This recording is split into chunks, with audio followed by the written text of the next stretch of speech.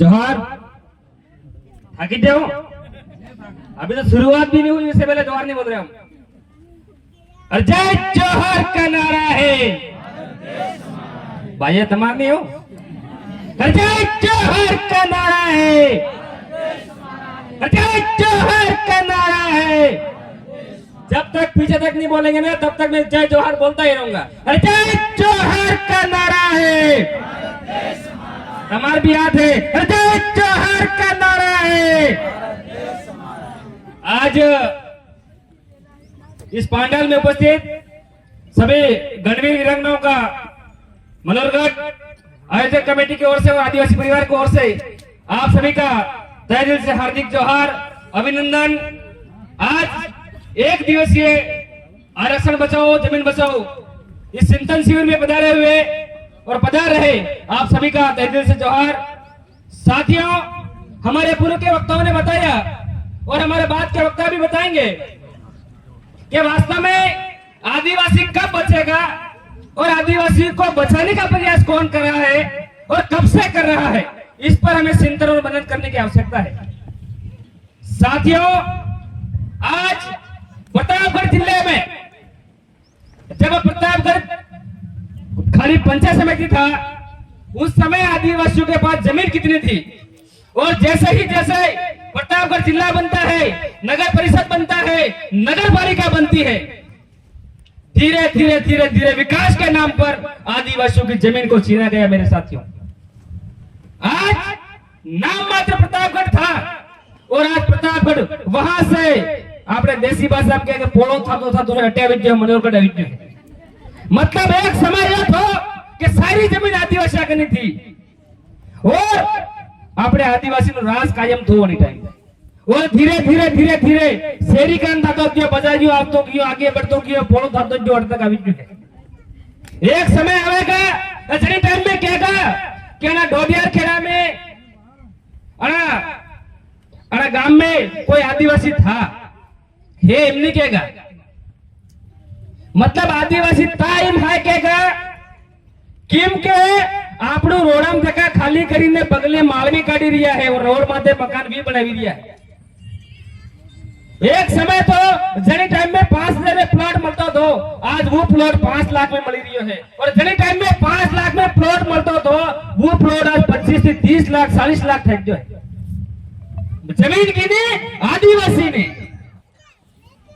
पाव कौन कर रही है, पहला हाथ का नॉन ट्राइबल लोग, वह लोग अपने जमीन का प्राइस तय कर रहे हैं, दाम तय कर रहे हैं, और कोड़ियों के दाम आदिवासियों की जमीन को छीना जा रहा है मेरे साथियों।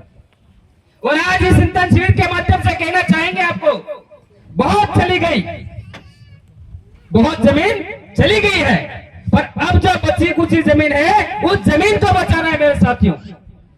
आपको बहुत ही दबा दिया जाएगा, आपको दबाने की कोशिश की जाएगी किसी न किसी माध्यम से, भले वो राजनीतिक माध्यम हो, भले वो कोई भी माध्यम हो, किसी न किसी माध्यम से आपको दबाने की कोशिश करेंगे, मगर आप कहीं से कहीं तक दबने की कोशिश नहीं करें, क्योंकि आपके साथ में आदिवासी परिवार खड़ा हुआ है।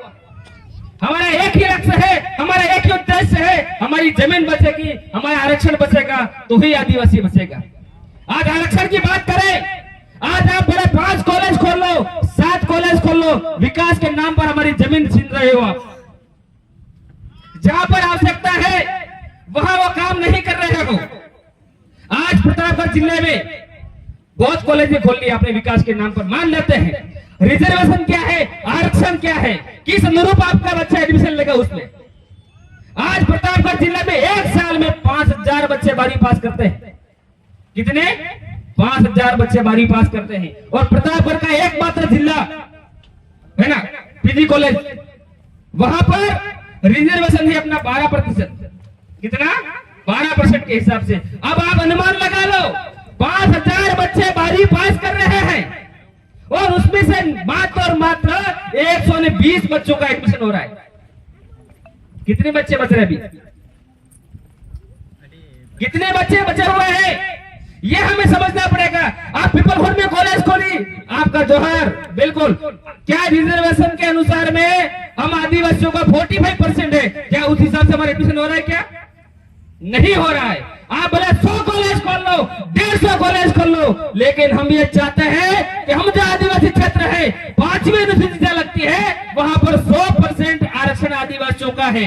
जब नगर पालिका बनेगी, नगर निगम बनेगा, नगर परिषद बनेगा, तो हम आदिवासियों का आरक्षण स्वतः ही समाप्त हो जाएगा मेरे साथियों। तो हमारा उस कॉलेज में एडमिशन होगा क्या? नहीं होगा। दरोड़ में कॉलेज खुला, भुजुल्ला में, अब वो नगर पालिका बनने जा रही है, क्या हम आदिवासियों का आरक्षण रहेगा वहां पर? नहीं रहेगा। तो फिर हमारा 5वीं अनुसूची में होना नहीं होना क्या मायने रखता है? हम नगर पालिका, नगर निगम, नगर परिषद का पुरजोर तरीके से विरोध करते हैं, क्योंकि यह असंवैधानिक है, हमारे यहाँ 5वीं अनुसूची में अवैध है। और ये लोग विकास को विनाश और विनाश को विकास बता रहे हैं मेरे साथियों। आज शाम की घटना बताई, किसी कार्यकर्ता ने किसी जिम्मेदार आदमी को फोन किया कि आप जहां जा रहे हो वहां लाइट आ रही है और जहां हम रह रहे हैं वहां लाइट नहीं आ रही है। तो वो जिम्मेदार पर्सन क्या कहता है? अब नहीं बोलना चाहिए, पर खुद पीता है और दूसरों को मना करते हैं कि आप पी के फोन मत करिए। आपके पास फोन है, बाकायदा नंबर दे रखे, तो जाके आपको कोई जिम्मेदार कार्यकर्ता लाइनमैन जैन फोन करता है, तो आपको बाकायदा जिम्मेदार होकर के जिम्मेदार बयान देना चाहिए, पर आप एक उल्टा बयान देते हो। तो मेरे साथी, मेरा कहने का मतलब यह था कि आज प्रतापगढ़ में जितनी जमीन चली गई है वहां तक ठीक है, पर आने वाले समय में हमें शिक्षा के माध्यम से आगे आना पड़ेगा, अपने बच्चों को पढ़ाना पड़ेगा। जब तक शिक्षा रहेगी तब तक रिजर्वेशन रहेगा, आरक्षण रहेगा, अधिकार रहेगा, तो जमीन रहेगी, और जमीन रहेगा तो ही आदिवासी रहेगा, अन्यथा आदिवासी नहीं रहेगा। तो मेरे कहने का मतलब आप समझ ही गए हो। अपने पास एक समय था, अपने पास पर्याप्त मात्रा में जमीन थी। जब भारत देश आजाद हुआ उस समय आदिवासियों के पास 70% जमीन थी। कितने? 70% जमीन थी। मतलब केवानोई में के हो बीघा जगह थी, वड़ा में थकी 70 बीघा जगह आदिवासियों करी थी, मतलब आपड़ा करी थी। हो बीघा में थकी 70 बीघा जगह आदिवासियों करी थी, मतलब आपड़ा करी थी। और आज जैसे ही संविधान लागू थायो, जैसे ही चुनाव लागू थाया, वड़ा बाद धीरे धीरे धीरे धीरे धीरे आदिवासी जमीन खत्म थी है अभी। और आज 70 बीघा में देखिए 3 बीघा रहेगी है। कतरी 3 बीघा जगह रहेगी है। जगह खादी करी सरकार का नहीं, ये कमल कांग्रेस दोनों सरकारें ने बारी बारी राज किया। आप समझ जाइए, लगातार 10 बार मुख्यमंत्री रहा कांग्रेस का और 3 बार रहा बीजेपी का।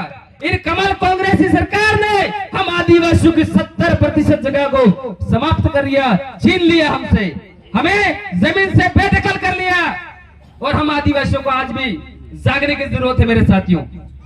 आज कहते हैं कि सोता जुगनी सेरी वारी आवेगा, कालिया थारो राज आवे, हमारे लेजे नहीं तो पेड़िए लात खाएंगा।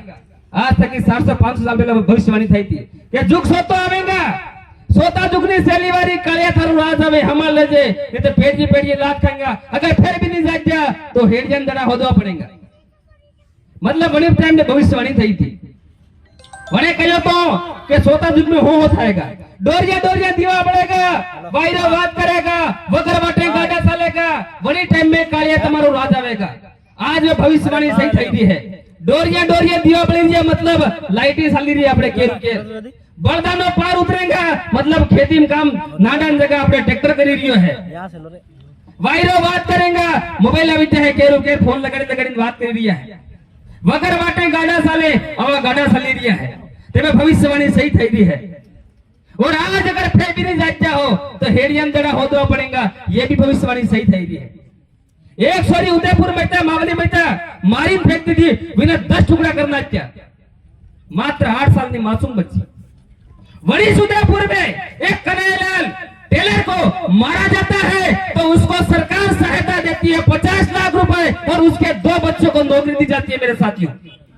और उसी मामले में उसी उदयपुर के अंदर एक 8 साल की बच्ची के साथ बलात्कार होता है, उसके 10 टुकड़े करते हैं, फिर भी कांग्रेस सरकार नहीं बोलती है। इतनी निकम्मी सरकार है, आपको तो इतना गुस्सा आना चाहिए और मर जाना चाहिए इस सरकार को वोट देते हुए। आपको मेरे भाइयों थोड़ी बहुत शर्म कर लो। और आप जयकारा कर रहे हो, आप पार्टियों का झंडा उठा रहे हो, और वही सरकार अपने बहन बेटियों को सरेआम बलात्कार करके 10 टुकड़े करना। मेरे भाइयों, आप किसी मुर्गे को मारते हो ना तो भी आपको दया आती है। और एक इंसान को मारना, बलात्कार करना, उसका टुकड़े करके फेंकना, ये कहां तक उचित है? मेरे भाइयों, आज भी जाग जाओ। मैं भविष्यवाणी कह रही है, अगर फिर भी नहीं जाग जाओ तो हेड़ियन दड़ा होदा पड़ेगा। फिर भी आप लोगों को गुस्सा नहीं आ रहा है। आप इतने भोले लोग हो, आदिवासी लोग इतने भोले लोग हैं, हम पर जितने जुल्म होते हैं उसको हम सहन करते जाते हैं, सहन करते जाते हैं, सहन कर जाते हैं, और लास्ट में मर भी जाते हैं, फिर भी सहन करते करते ही मर जाते हैं। हमें जागना चाहिए, हमें अपने हक अधिकार को लेना चाहिए, तो ही जाकर के आदिवासी बचेगा। मेरे साथियों, आज प्रतापगढ़ कॉलेज के सामने धरना लगाते हैं और यही छात्र यहाँ बैठे हुए हैं, प्रतापगढ़ पीजी कॉलेज के सामने धरना लगाता है और यहाँ के जनप्रतिनिधिगण उस पर मुकदमा दर्ज करते हैं। यही सरकार, यही यहाँ के जनप्रतिनिधि लोग, एमएलए, विपक्ष एमएलए दोनों ने मुकदमा दर्ज किया, वर्तमान एमएलए ने मुकदमा दर्ज किया, लेकिन जिनको 84,000 लोगों ने वोट किया, यानी कि अपोजिट बीजेपी पार्टी के लोग वहां आकर के धरने में सम्मिलित नहीं होते हैं, उल्टा इन पर मुकदमा करते हैं और 18 अभ्यर्थी आज भी पेशी कर रहे हैं। क्यों? उनकी सिर्फ एक ही मांग थी कि प्रतापगढ़ पीजी में सीटें बढ़ने चाहिए, संख्या नहीं खुलने चाहिए। क्या यह मांग सही थी या गलत? बोलिए, सही थी या गलत? सही मांग के लिए प्रतापगढ़ पीजी कॉलेज के सामने धरना दिया जाता है, यानी कि आपका बच्चा प्राइवेट कॉलेज में कहीं मारा ना जाए, आपका बच्चा कहीं प्राइवेट कॉलेज में लूटा नहीं जाए, यहाँ पर सीटें बढ़ जाएगी तो आपका बच्चा पीजी से पीजी करेगा, इसलिए वहां बैठे हुए थे। क्या ये गलत काम कर रहे थे? आने वाले समय में क्या आप इनका साथ दोगे या नहीं? इसीलिए आपका काम नहीं हो रहा है, आप गोंगे बन के बैठे हो। अरे मुंह में जबान है भी या नहीं? कितने लोगों के हाथ खड़ा करो, देखो है तो उसका इस्तेमाल करिए। मतलब विज्ञान कहता है कि शरीर के हर एक अंग का प्रयोग किए, है ना, हर एक अंग का प्रयोग करना चाहिए, क्योंकि जिस अंग का प्रयोग नहीं करते हैं वह स्वतः ही समाप्त होता जाता है। तो आप सभी का पुनः मेरे से जोहार। कुछ गलत बोल दिया हो तो माफी नहीं चाहूंगा, पर सुधार करूंगा। सभी को जय जोहार। जय जोहार का नारा है, ये बोली पड़ो रे माते, जय जोहार का नारा है। जोहार, जय आदिवासी। तालियां बजाकर सानू भाई का स्वागत करें। इन्होंने बहुत अच्छे तरीके से अपना वक्तव्य रखा। और एक बार पुनः जो साथी